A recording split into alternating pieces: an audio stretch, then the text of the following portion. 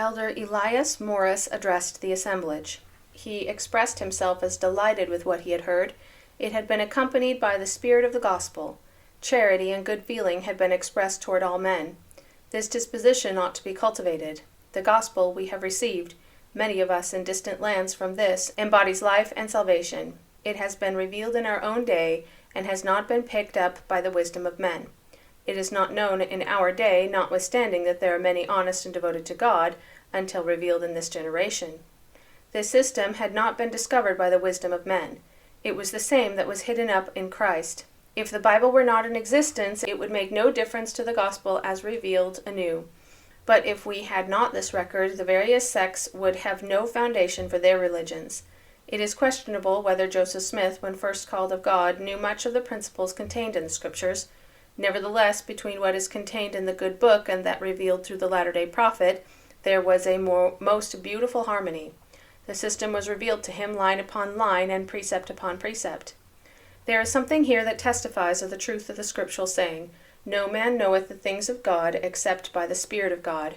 For ages men by their own wisdom have searched, and searched in vain for a knowledge of the true principles of the gospel. An unlearned youth, by the power and Spirit of God, had discovered them by that gift in their fullness. We are called a peculiar people.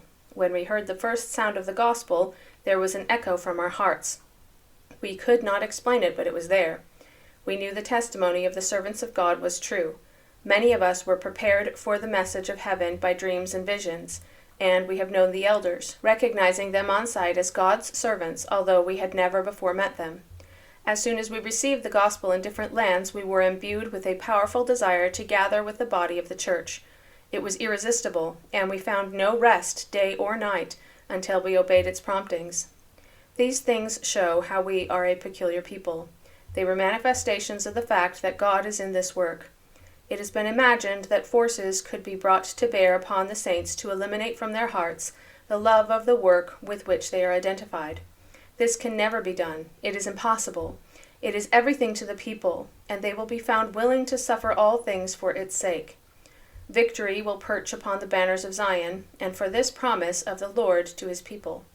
We may, however, be called to pass through many trials before that condition shall arrive, but every ordeal will redound to our good, and prepare us for that which lies in the bosom of the future.